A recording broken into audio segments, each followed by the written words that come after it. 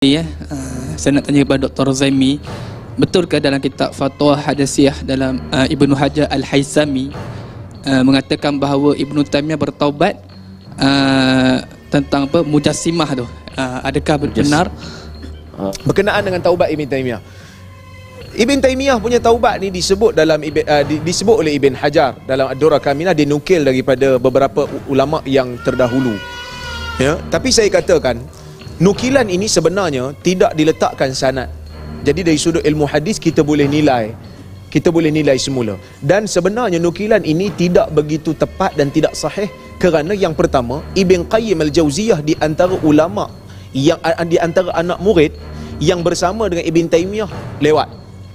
Selepas dia balik pada Mesir pada tahun 710, Ibn Qayyim bertemu dengan Ibn Taimiyah 712 dan Ibn Taimiyah meninggal pada tahun 728. Maksudnya Ibn Qayyim tidak pernah bercerita walaupun sedikit berkenaan dengan Ibn Taimiyah dah meninggalkan mazhab Hanabilah dia. Dia tak ada kata pun Ibn Taimiyah bertaubat daripada akidah yang kafir. Maksud bukan kita nak kata Ibn Taimiyah tu kafir, tak. Akidah Taksim, dia kata Ibn Taimiyah tak ada pun berganjak daripada akidah yang dia berpegang sebelum ini. Bismillahirrahmanirrahim. Dalam klip ini, Dr. Zaimi cuba berdalih kononnya Ibnu Taimiyah tidak pernah bertaubat. Ini disebabkan taubat Ibnu Taimiyah itu sudah pasti membawa kepada pengiktirafan kesesatan seluruh ajarannya menurut ulama di zaman itu. Mari kita semak kata-kata Ibnu Hajar Al-Asqalani yang merupakan pengarang kitab Fathul Bari. Beliau dalam kitab Ad-Durar Al-Kaminah jilid pertama muka surat 148, pengarangnya menulis, walam yazal Ibnu Taimiyah fil jub ila an syafa'a fihi mahna amir ali fadl. Dan Ibnu Taimiyah tetap berada dalam lubang tahanan penjara sehinggalah ia diberikan sokongan untuk bebas antara lain oleh Amir Ali Fadl. Fa akhraja fi Rabi'il Awwal fi al-thalith wa 20 minhu wa ahdara ila al-qil'ah wa waqa'a al-bahthu ma'a ba'd al-fuqaha fa kataba alayhi mahdhar bi annahu qala ana asy'ari. Maka ia dikeluarkan pada 23 hari bulan Rabiul Awal dan ia dibawa ke istana. Lalu terjadilah perdebatan di antara Ibnu Taimiyah dengan segolongan fuqaha. Maka dituliskan untuknya agar ia membuat pengakuan, aku berfahaman Asy'ari. Thumma wujida khattuhu bima nassahu allazi i'taqada anna al-Qur'ana ma'na qa'im bidhatillahi wa huwa sifatun min sifati zatihi al-qadimah wa huwa ghairu makhluq wa laysa biharf wala saut wa anna qawlahu ar-Rahman 'ala al-'arsy istawa laisa 'ala zahirihi. Kemudian ditemukan tulisan tangannya yang mencatatkan, yang menjadi i'tiqadku bahawasanya Al-Quran adalah makna yang berdiri sendiri pada zat Allah sebagai satu sifat daripada sifat zatiahnya yang qadim, bukan makhluk dan bukan pula huruf dan tidak pula suara firmannya Ar-Rahman 'alal 'arsy istawa, bukanlah makna di atas zahirnya. Wala a'lamu kunhal muradi bihi bal la ya'lamuhu illa Allah wal qaul fil nuzul kal qaul fil istiwa wa katabahu Ahmad bin Taimiyah summa ushidu alaihi annahu taba mimma yunafi zalika mukhtaran. Dan aku tidak mengetahuinya apa yang dimaksudkan dengannya, malah tiada yang mengetahuinya kecuali Allah. Dan yang sama juga bagi An-Nuzul seperti yang dinyatakan berkenaan istiwa, dan ini telah ditulis oleh Ahmad bin Taimiyah. Kemudian mereka semua menjadi saksi bahawa ia telah bertaubat, yang mengandung maksud bahawa ia melakukannya dengan pilihan, bukan dipaksa.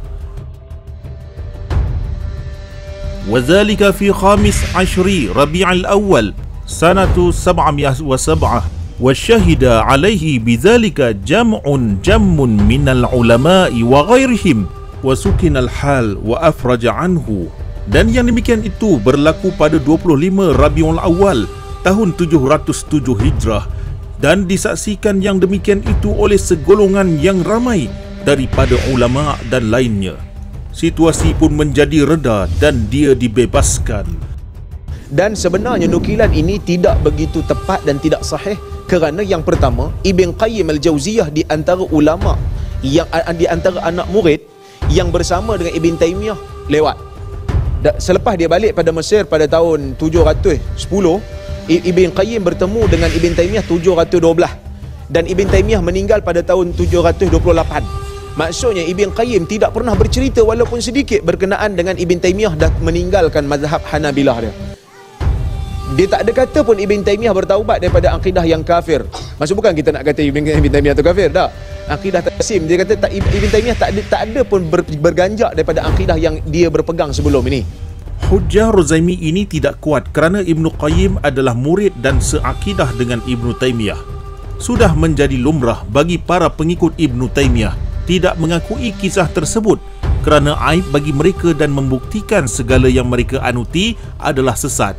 Kepada mereka yang mengingkari kisah ini, sila baca kitab Najmul Muhtadi wa Rajmul Mu'tadi karya Fakhruddin Abi Abdillah Muhammad bin Usman Al-Qurashi Al-Misri Asy-Syafi'i, yang mana beliau hidup di zaman Ibnu Taymiyah. Jilid kedua, penerbit Darut Taqwa, Dimashq, cetakan pertama tahun 2019, muka surat 539. Pengarangnya menulis Nassu Taubati Ibni Taymiyah, iaitu perkara taubat Ibnu Taymiyah. Wa kutibat min taubatihi nusakhun manqulatun min khatti yadihi litakuna muqabalatan liinkarihi fi ghadihi wa hujjatan ala tabi'ihi fi mu'taqidihi wa lituj'ala kalimah fi aqibihi baqiyatan walilas bi'aqaribihim 'inda izhari madhahibihim raqiyatan.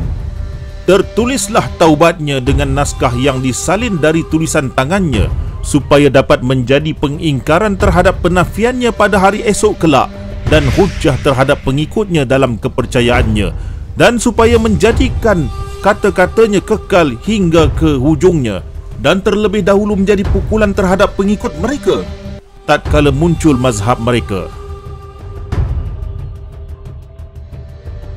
Kitab ini menyalin kembali tulisan pengakuan taubat oleh Ibnu Taymiyah dengan menyatakan bahawa akidahnya sebelum ini adalah batil. Di akhir tulisan ini, Ibnu Taymiyah menulis, Katabuhu Ahmad ibn Taymiyah, telah menulis oleh Ahmad ibn Taymiyah, wadzalika yaumal khamis sadis syahri Rabi'il akhir sanata 7 wa 700, iaitu pada hari Khamis 6 hari bulan Rabi'il akhir tahun 707. Wa kullu ma katabtuhu wa qultuhu fi hadhihi alwaraqah fa ana mukhtarun fi dhalika ghairu mukrah. Katabahu Ahmad ibn Taymiyah hasbunallahu wa ni'mal wakil. Dan semua yang aku tulis dan aku katakan dalam makalah ini adalah secara bebas, bukan dalam keadaan paksaan. Ditulis oleh Ahmad ibn Taymiyah, cukuplah Allah bagi kita dan dialah sebaik-baik pelindung. Wa bi'a'la hadzal maktub ala bil hamdalati bi khatti sayyidina qadil khudati Badruddin ma suratuhu a'tarifa 'indi bi kulli ma kataba bihi khattuhu fi tarikhil mazkur. Katabahu Muhammad bin Ibrahim Asy-Syafi'i. Di atas surat pernyataan telah ditandatangani di bahagian atas oleh ketua hakim bernama Badruddin. Apa yang ia gambarkan, aku mengaku dengan setiap yang ditulis oleh Ibnu Taymiyah itu. Pengakuan ditulis oleh Muhammad bin Ibrahim Asy-Syafi'i. Wa bihasyiyatil khatti ma suratuhu a'tarifu bi kulli ma kataba bi khattihi. Katabahu Abdul Ghani bin Muhammad Al-Hanbali. Dan di pinggir tulisan itu terdapat pengakuan, aku mengakui segala yang ditulis dalam tulisan tangan Ibnu Taymiyah. Pengakuan ini ditulis oleh Abdul Ghani bin Muhammad Al-Hanbali. Justru itu, beberapa orang ulama telah memberikan kesaksian bahawa Ibnu Taymiyah telah bertaubat di zaman itu. Kesimpulannya, penafian Dr. Rozaimi tidak kuat kerana kisah taubat Ibnu Taymiyah terakam kemas dalam kitab-kitab sejarah Ahlus Sunnah. Sementara itu, kesan-kesan kesesatan Ibnu Taymiyah seperti hukuman penjara terhadapnya, kecaman para ulama dan persamaan akidahnya dengan Yahudi selaras dengan kisah taubat ini.